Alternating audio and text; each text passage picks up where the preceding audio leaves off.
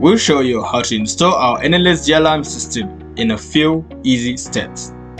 First, find a free port on your home Wi-Fi router, where we'll connect the Ethernet cable from your router to the hub.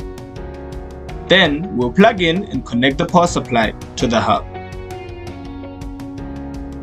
Now we'll remove the camera and the battery underneath it.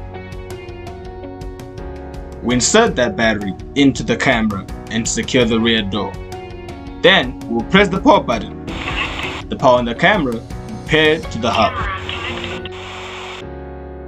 Next, we'll mount the camera to our home using our single screw mount. Once installed, we will slide the mount down, connect the camera and orient nearly in any position.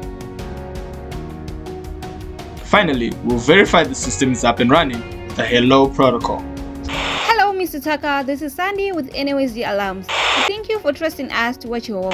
If you hear our voice, please give thumbs up for 3 seconds, followed by hello to verify the system. Hello. Once you receive a confirmation from one of our guards, you will be up and running. Thank you for protecting your home with Nlsg Alarms.